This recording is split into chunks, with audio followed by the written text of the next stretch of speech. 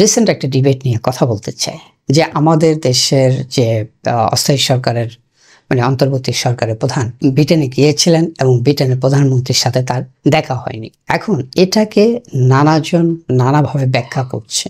এটা একটা অদ্ভুত বিষয়। আসল প্রশ্নটা কেউ করছে না, যে যার মতো করে ন্যারেটিভ তৈরি করে আমাদের ফোকাসটাকে সরিয়ে দেওয়ার চেষ্টা করছে। ফোকাস যদি একটা পয়েন্টে থাকে, আপনি বলছেন যে ব্রিটেন থেকে টাকা আনার বিষয়ে কথা বলতে গিয়েছিল, সেই কারণে টাকা দিতে হবে এই ভয়ে ব্রিটিশ প্রধানমন্ত্রী দেখা করতে চায়নি। দেখা করলে কি টাকা দিয়ে দিত? ব্রিটিশরা এত সোজা? সারা পৃথিবী তারা শত শত বছর শাসন করেছে। আপনি তার সাথে দেখা করলেন আর সে টাকা দিয়ে দিবে? সে টাকা দেওয়ার ভয়ে আমাদের প্রধানের সাথে দেখা করতে চায়নি? এটা কি গ্রহণযোগ্য কথা? অনেকে বলছে আরেকজন গোপন ষড়যন্ত্র করছে, সেই কারণে সে দেখা করেনি। অনেকে বলতে তারা অনেকে ভুল বুঝাইছে, অনেকে বলতেছে ব্রিটিশরা শোষণ করছে, এখন টাকা ফেরত দেওয়ার কথা বললেই তাদের গায়ে লাগে। আরে ভাই, সারা দুনিয়ার দুর্নীতি লুটপাটের টাকা তাদের কাছে আছে এবং প্রতিদিনই তাদের কাছে নানা দেশ থেকে যাচ্ছে। এটা তো নতুন কিছু না। তারা কার টাকা ফেরত দিচ্ছে, এবং তাদের থেকে টাকা ফেরত আনা তো সোজা। আর দেখা হলে সে টাকা ফেরত দিয়ে দিবে। আরেকজনের তাকে ভুল বুঝাইছে, আরেকজন তাকে নিষেধ করছে দেখা করতে। আপনি কি এই প্রশ্নটা করতে পারেন না? যারা এই কথা বলে আমি তাদেরকে বলছি, আপনি কি এই প্রশ্নটা করতে পারেন না? আপনি একটা দেশে হাজির হয়ে বলতে পারেন না সেই দেশে প্রধানমন্ত্রী কোথায় আছে? কি অদ্ভুত বিষয় না?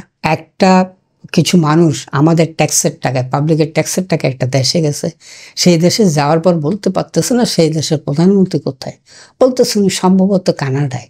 আরে ভাই, এইটা কি রাষ্ট্রের টাকায় যে মানুষগুলো চলে?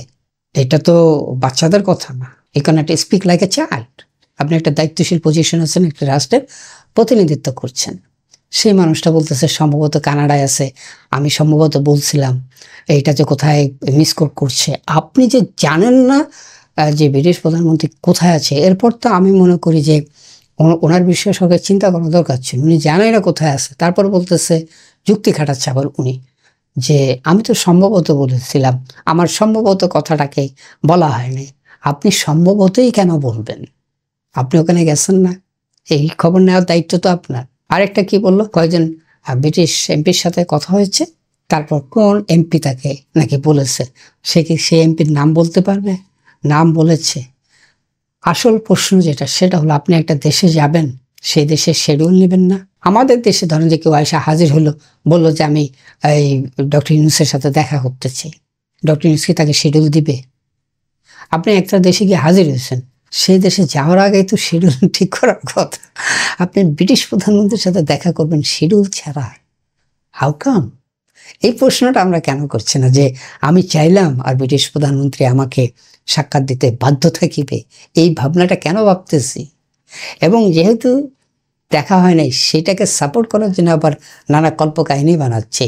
টাকা ফেরত দিতে হবে, টাকা নিয়ে গেছে, ব্রিটিশরা 300 বছর যাবত এই করতেছে, অমুকে ভুল বোঝাইছে, তমুক ষড়যন্ত্রের সাথে জড়িত, অনেকরা গোপন বৈঠক করে তার সাথে তার দেখা করতে দেয়নি।